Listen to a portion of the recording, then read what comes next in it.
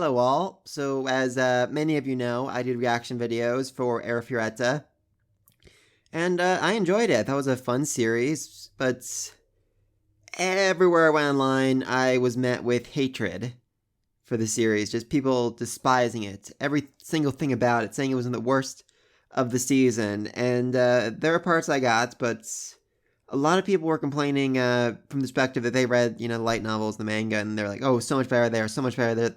Then, so the other week I was in Barnes & Noble and I decided to pick up the first volume of the light novel and the first two volumes of the manga. And I can honestly say I get the hate. I truly, truly do.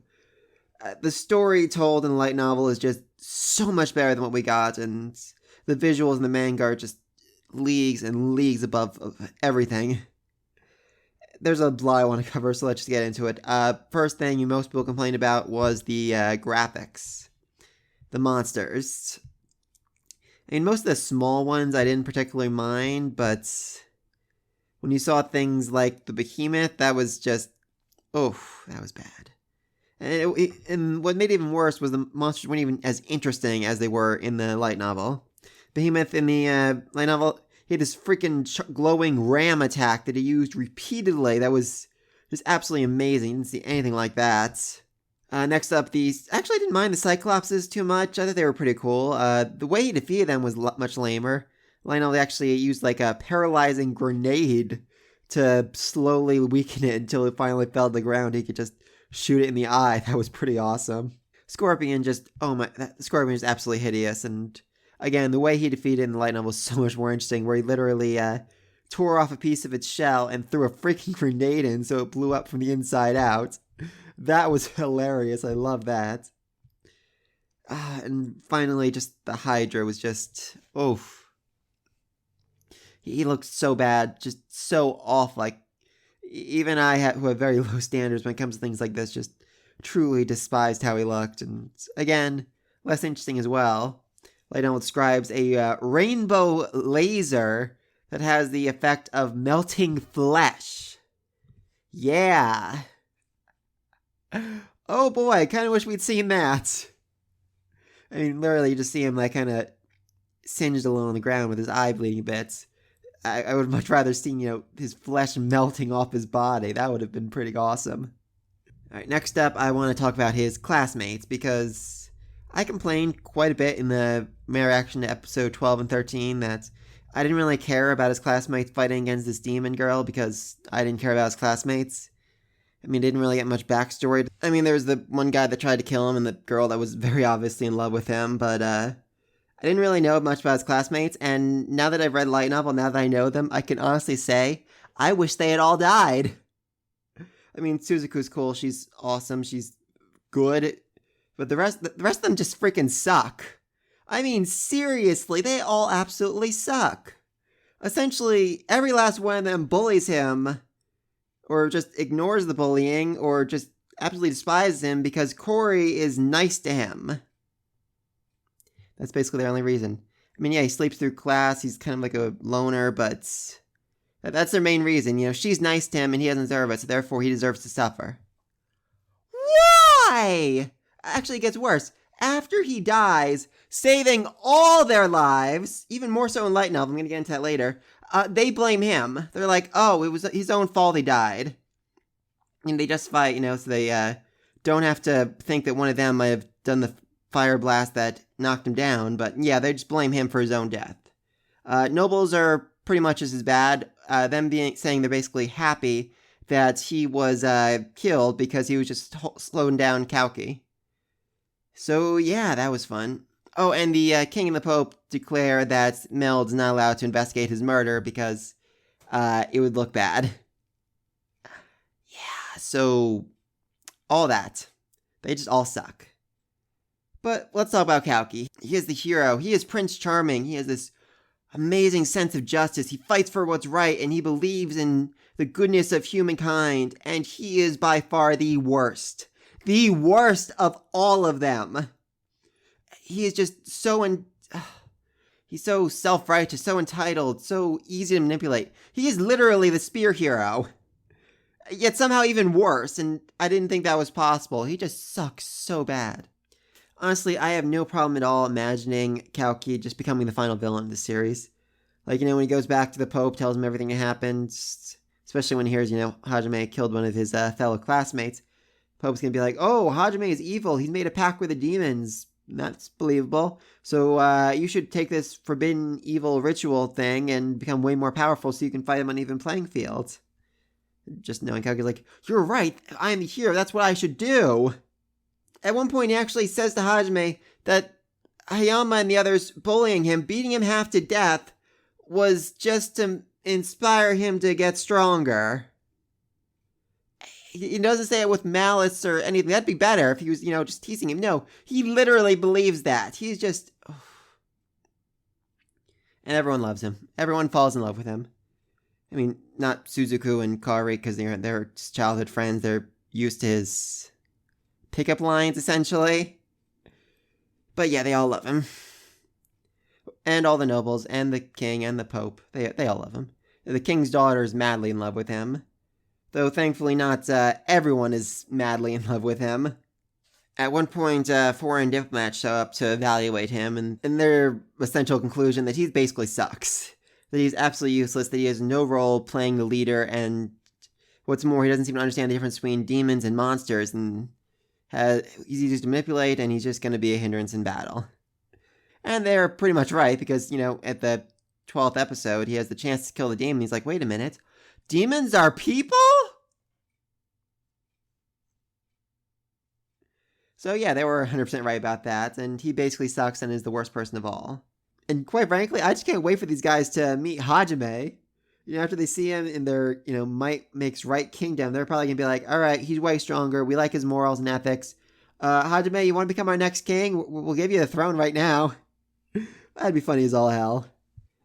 Next up, Kori, and she's pretty bad herself. I mean, I do have to make a correction. I assume she'd be absolutely useless in this whole, coming along and fighting them because she was way, way weaker than all of them.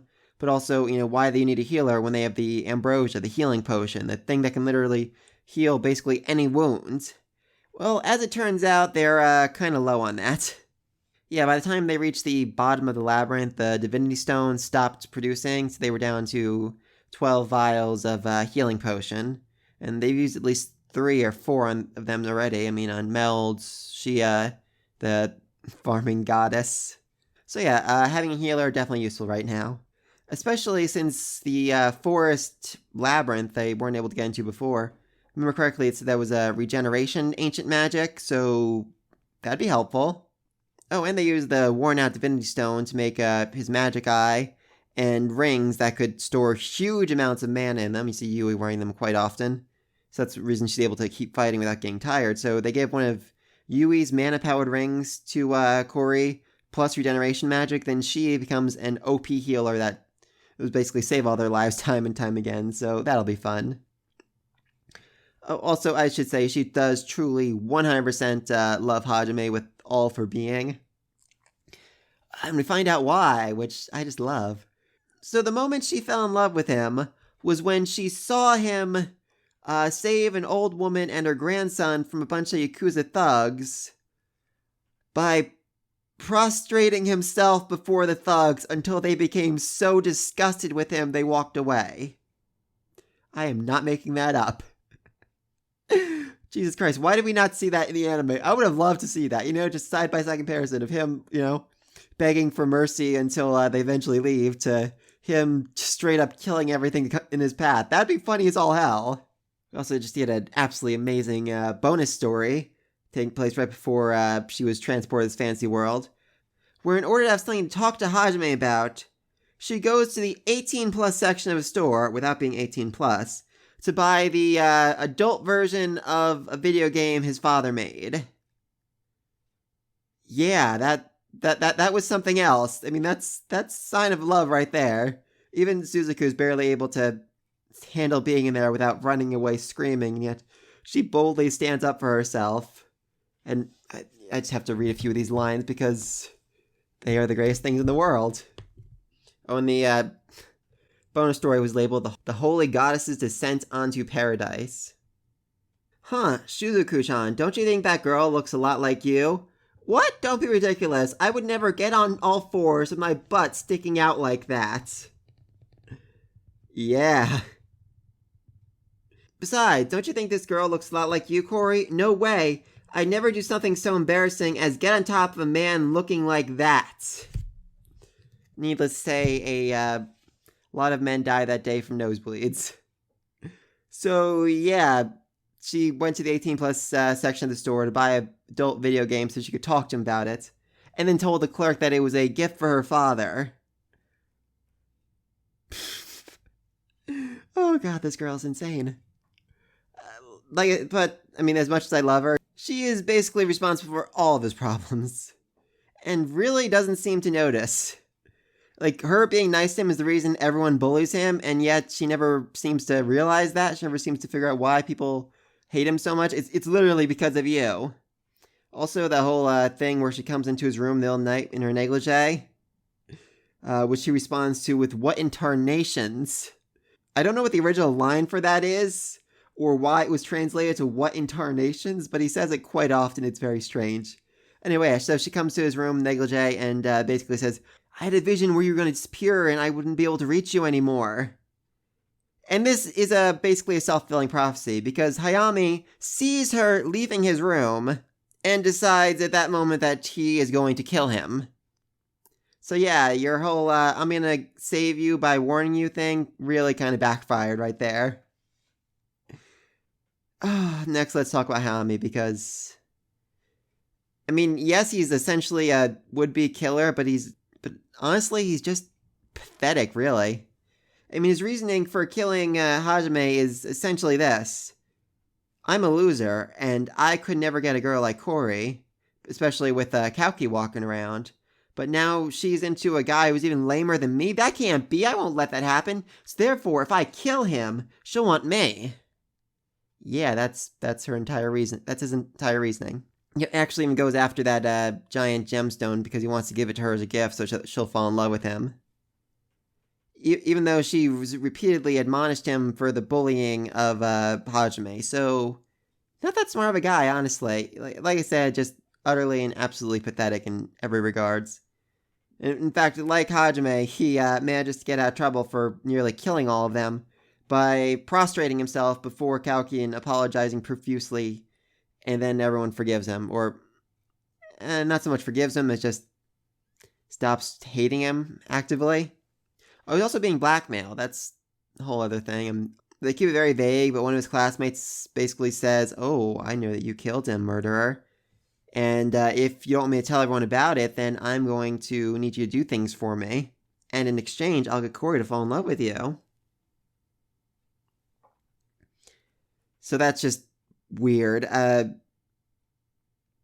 This person has their own objectives or goal, whatever, being in this fantasy world, and honestly, they aren't even really all that smart, because they said, I was going to make the same offer to Hajime, and now he's dead, so I'm making it to you instead. Hajime would not accept that offer. Ever. Like, seriously, this person does not understand, this person, whoever they are, did not understand Hajime at all. But let's talk about the true victim of this anime, Hajime, because he is so much more interesting, so much cooler than the anime makes him out to be, and I really just want to talk about this for a little bit. So start off, everyone, admonishes him, yells at him, insults him for sleeping through class, being an otaku loser. In fact, the light novel basically opens up with Hayami yelling at him and calling him a weirdo for playing porno games all night for some reason. Everyone's like, "Oh, he does? I bet he does. He does, definitely." Really weird scene, honestly. But despite all of that, he's actually a fairly smart and determined person. His father is a game developer, his mother is a manga artist, and he's worked for both of them, and already has job offers. Seriously, when he graduates, he can take whatever job he wants. Literally his pick. And he's essentially set for life. In fact, his parents even encourage him to do whatever he wants. If he wants to drop out of school because he's being bullied, fine. He's already all set for life, and he has to literally tell them, "No, I want to be prepared for whatever happens." Let me just, a little divergence here. His parents are like the coolest people in the world. They actually have this whole conversation over dinner where they're teasing him about his love for blonde lollies and bunny girls. That's not foreshadowing at all. And then they had this whole weird conversation, the most meta thing I ever heard, where they're saying, well, if you did ever get transported to Fantasy World, you'd probably be more focused on just getting home. Maybe you're going to bring back the girl you met with you, and, on your way, if the gods happen to get in your way, you can get rid of them too. What kind of foreshadowing is this? Seriously. Just absolutely love that. Again, this is a bonus story, so it didn't happen at the beginning, but I just thought that was the funniest thing in the world. All right, then he's actually, transported to the fantasy world, and it's so weird they didn't include this, at all in the anime. It's in the opening. That's weird to me. It's in the opening. You see the magic circle appear on the ground, and then you see a bright flash of light that destroys half their school. Again, very different light novel. It's not like this huge explosion. It literally says that everything was left exactly as it was before, but the students were missing. It became this big mystery around the world. So, yeah, they decided to include it, but do it differently, and not include it because it was in the opening. Just really weird. Really, really weird. Hajime is also incredibly intuitive. I mean, his first thing he sees when he comes to this world is a big-ass mural of God, and he's like, yeah, that's probably an evil god. You see the Pope, and he's like, yeah, that's probably an evil Pope. And the whole first chapter after that is basically him realizing, we might be the bad guys here. This whole religion thing just doesn't sit right with me. They're probably the bad guys. No one else seems to realize that, even though the church's doctrine is the most stupid thing I've ever heard in my entire life. Not saying other religions aren't worse, but it's pretty bad. Okay, so essentially, humans are specifically chosen and gifted by God because they can use magic. And the beast humans, the beast men, are hated by God because they can't do magic. And monsters can do magic, but they aren't loved by God because they're a catastrophe, a natural disaster. And demons can do even better magic than the humans can, but they aren't loved by God because they worship a different god. That makes no sense whatsoever. So yeah, he quickly realizes this whole world's on its head, and if I help these guys, I'm probably going to be the bad one in all this, but I just want to go home, so I don't really care right now. Alright, next up, I really want to talk about stats, because for some reason, the anime decided to include them a lot in the first episode, 10 different times you see someone's stat plates, mainly Hajime and Kalki's, but that's it. Then after in the second, third, fourth, fifth, sixth, the stats are never mentioned again. I find that really weird. So a quick explanation of all that. So the stats of an average person are around 10 in all categories. But given that these are legendary heroes summoned from another world, their stats are obviously much, much better. No, Hajime's are all 10. Of course, Kalki the hero has all of his stats in the hundreds block. So, yeah. And then after, eating his first meats... Oh, also level is handled very differently, which is interesting. So a person's level isn't a measure of their strength, but the percentage of the way they are to reaching their maximum potential. So if you reach level 100, then you literally, physically cannot become any stronger than that no matter what you do, ever. Which is definitely weird. No one ever reaches level 100, but that seems weird to me. So definitely interesting because Kalki gets level 50 in the first episode, so he's basically almost maxed out with his stats. Now for him, his max stats are probably around 1,000 each, give or take. And using limit break technique, he can triple those for a brief while, getting them to 3,000. Hajime, all his stats are between about 10 and 15,000. So he is way, way stronger. Also, he also knows limit break. He learned that from the Hydra. So, yeah, it wouldn't even be a close match fighting between the two of them. Also, this is just when I should mention earlier, this is just when he leaves the labyrinth. That's as far as the first light novel goes. I started reading the second one, but, yeah. So those are his stats then. 10 freaking thousand. And I just need to take a minute to read all of his skills. His skills include Transmute with the deviate skills, or Appraisal, Precision Transmutation, or Perception, or Desynthesis, or Synthesis, Duplicate Transmutation, Compression Synthesis. Mana Manipulation with the deviate skills, Mana Discharge, Mana Compression, Remote Manipulation, Iron Stomach, Lightning Field, Air Dance with the derivative skills, Aerodynamic, Supersonic Step, Steel Legs, and Rift Walk, Gale Claw, Night Vision, Farsight, Sense Presence with Precision Sensing, Detect magic with precision sensing. Sense heat with precision sensing. High presence with illusion waltz. No idea. Poison resistance, paralysis resistance, petrification resistance, fear resistance, elemental resistance, foresight, diamond skin, steel arms, intimidation, telepathy, tracking, increased mana recovery, mana conversion with stamina and healing, limit break, creation magic, and language comprehension. Oh, also, what I said about the levels, he doesn't have a level. He's literally reached a point where the status plate says, all right, I give up. I have no idea how freaking strong you get anymore, so your level is just 3 question marks. Yeah. Honestly, after the first light novel, his skills literally cover an entire page. I think the final light novel is just going to be just all of his skills laid out for 100 pages. Though he does say that he gets less and less with each monster he eats. As he gets stronger, becomes more monster-like, he absorbs less of their skills. But that's still pretty interesting. Alright, next up we have him fighting in Labyrinth, and this is just something I was really disappointed by once I read light novel, because you see in the anime just this one little shot of him getting beaten by a monster and knocked back. But no, his transmutation skill is actually pretty useful.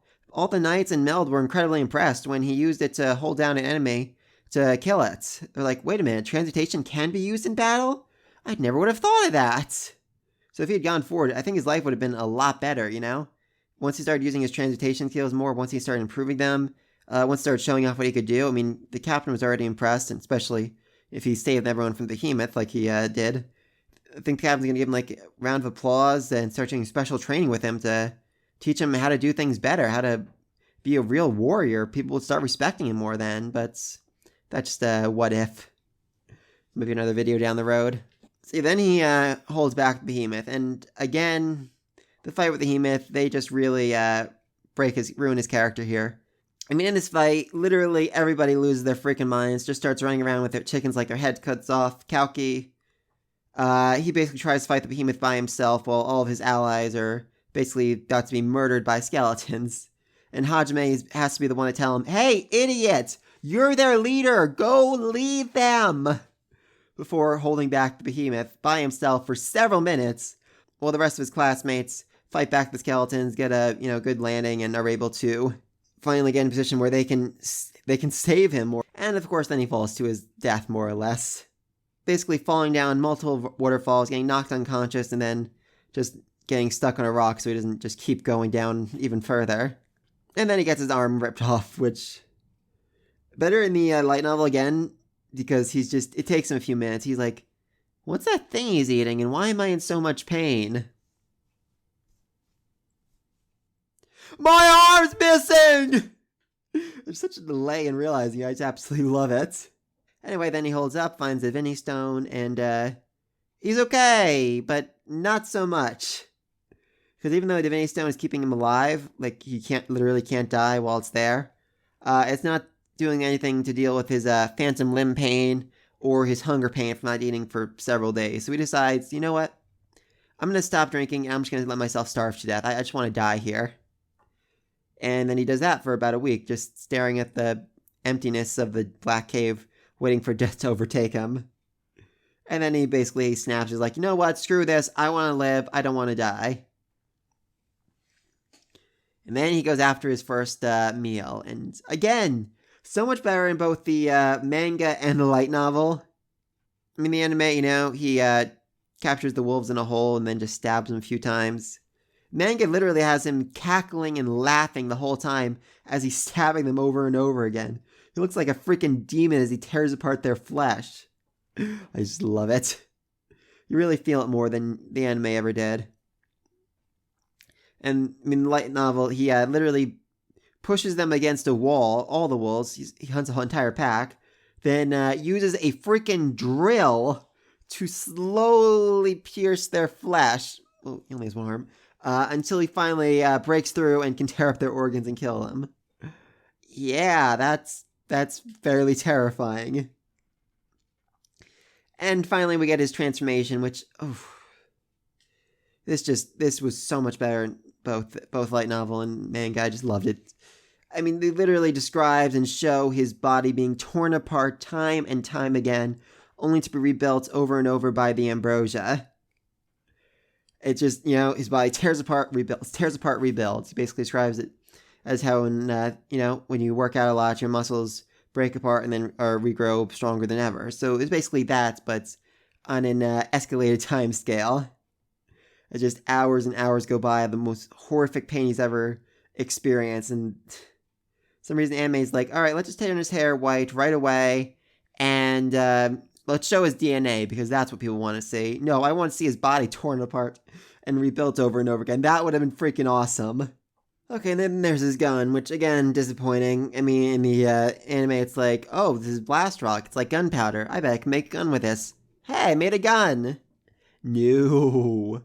It took him days, weeks to do that. Thousands upon thousands of attempts without eating or sleeping, just focused on his work over and over again until he finally got the gun working, until he finally got a prototype that worked correctly, until he finally had his freaking gun. And the bullets? Yeah, each bullet takes him 30 minutes of pure focus to make. I mean, he's able to mass produce them down the road using one of his abilities, I forget which. Yeah, but for the whole first labyrinth, he literally has to make every bullet by hand, precisely, correctly, over 30 long minutes. And that just, I know that's not interesting. I know that's not what people would want to, a whole episode of him just slowly crafting a bullet would be boring. But they really aren't showing his determination and devotion here. His will to stay alive and to do whatever it takes to get it done. I mean, yeah, he's like, I'm willing to kill to get alive. I'm like, all right, but you tell me, oh, I'm willing to spend 3 weeks straight trying to make a gun over and over again without eating or sleeping. I'm like, okay, yeah, that's more impressive. And we see that again when, he rescues Yui. I mean, in the, again, anime, you see him just, like, putting his hand on the red glowing stone. He's like, you are free. Nope. Light novel that took, like, 10 straight minutes of him putting in more magic than would be required for literally any spell ever. Before he finally breaks it down. Again, just more termination scene there. And then Yui sucks his blood for the first time, which, again, just better in light novel. I know I keep saying that, but it keeps being the case. And anime, he just starts sucking his blood, and then he's like, all right, and then, she blasts the attack. Light novel, she looks him in the eye and says, I need you to trust me. And then she does it. And instead of, being freaked out or disgusted like she was expecting, he pulls her closer. He lets her know it's okay, and this just means the absolute world to her, It means that he trusts her, and that just means the absolute world to her right then and there. After he repeatedly risked his life to save hers. And then we get to their 2-month honeymoon, which, yeah, they had a lot of sex. There's literally no other way I can phrase that properly. Lots and lots, with Yui being the dominance the entire time. It's another weird line. She was a virgin, that was confirmed, but her mistress, her caretaker essentially, trained her thoroughly in the arts of pleasing a man so that she could produce an heir.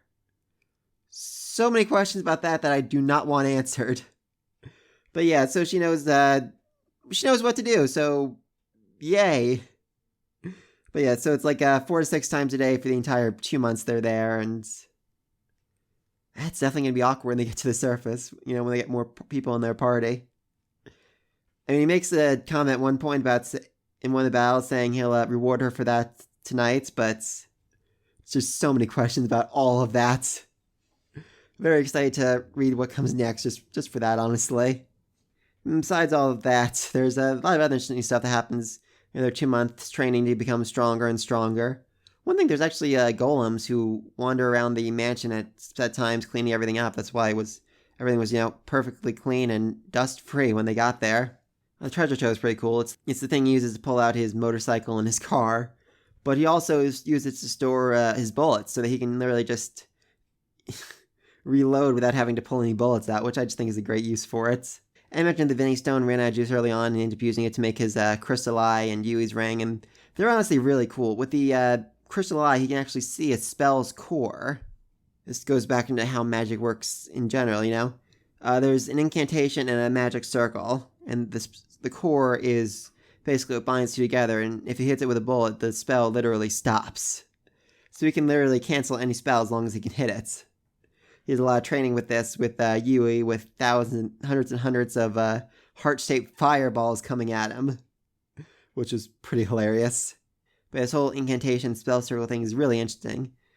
Essentially, you need an incantation, use a spell, and a magic circle, and the more complex the spell, the longer the incantation has to be, with the most being like 10 verses long. But the same thing has to be true with the magic circle. The more complex the spell is, the more wording you have to put into it. But your magic affinity has a lot to do with that. So say you want to do a fireball, you just have to do the magic circle for a magic bullet, and then your natural proclivity to fire can be added to it just by yourself. Hajime, though, yeah, he's got zero magical affinity, like none whatsoever. So he can't even cast spells. I mean, in order to like just launch a single fireball, he would need a magic circle that was like 2 meters in diameter, because you have to include the incantation, include notes on trajectory, targeting, aim, acceleration, velocity, all of that. So yeah, magic isn't really a thing for he can use. Also, interesting enough, the magic circles, at least the ones made on paper, they burn up after a single use. So that wouldn't be great. You can also, carry just rocks that have the magic circles carved in them, but for anything, more than a simple spell, that's not really all that useful. But when Hajime eats the first monster, he gains the ability to manipulate mana, like the monsters can do. Though for them, it's only for a single skill. For him, it's all of his skills. So he can use transmute without saying the words or without using the magic circle in his hand. Which, yay, very useful. But again, he lacks any magical affinity, so it's not like he can, just start shouting out fireballs or whatnot. Yui, on the other hand, also has mana manipulation, which is what made her so dangerous they had to steal her away. And she has very high magic affinity in every element, so she can literally do anything she wants. She's more or less a god. She runs out of mana fairly quickly when she's using her giant-ass spells, which is the reason, Hajime made the ring for her, so she can store extra mana in it and then last longer in the fights. So yeah, light novel tells a much better story with the background of the characters and all that. Just so much fascinating little details and tidbits in there. The author actually says in the acknowledgement he just includes things because he thinks they'll be funny sometimes, and I definitely see that. And as for the manga, if you love the story of the Arifureta but you just hated how it looked, I highly, highly recommend reading the manga. It is just literally every panel in it looks like something straight out of a nightmare. It's just so well made, looks so amazing, absolutely love it. Though, interesting enough, they basically completely skip over everything that happens on his 2-month honeymoon. They use like 2 pages for it, and they're like, alright, now we're leaving.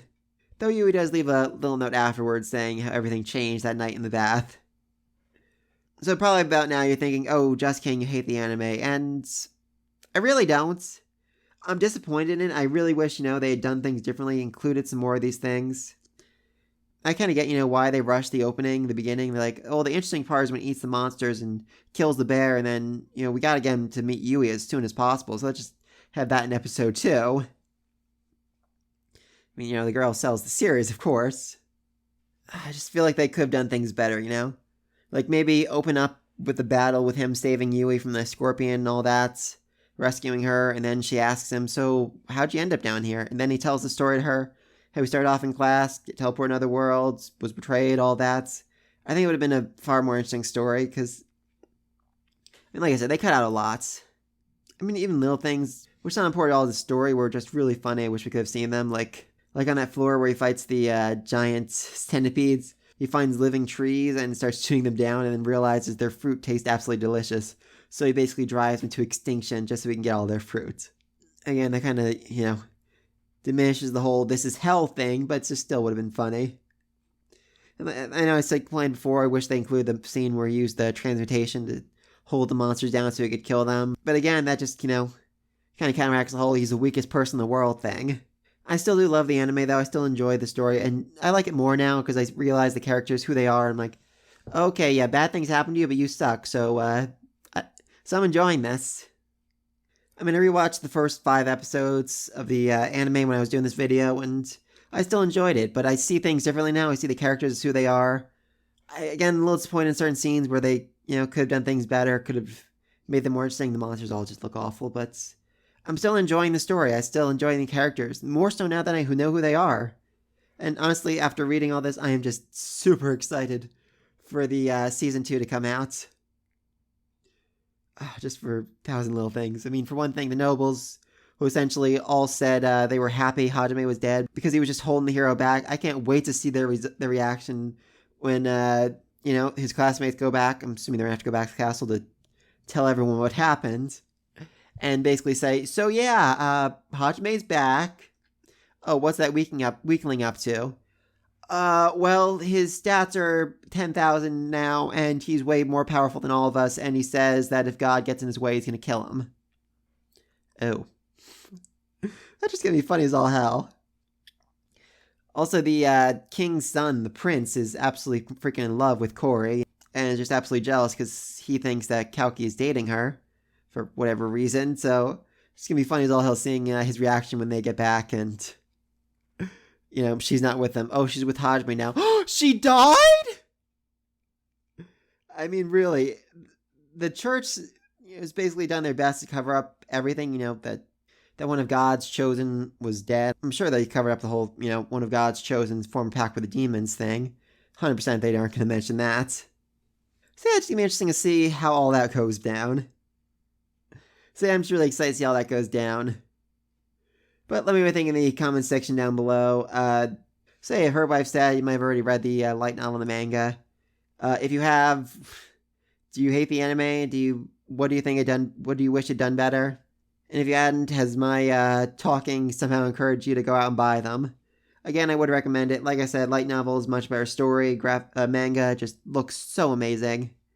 But just let me know what you think down below. Be sure to like, subscribe. Don't miss the next video. I've just started reading Volume 2 light novel, and if this video does well, I'll do a follow-up video saying what happened differently in that. So let me know down below if you want to see that, and sure subscribe so you don't miss it, and until then, peace!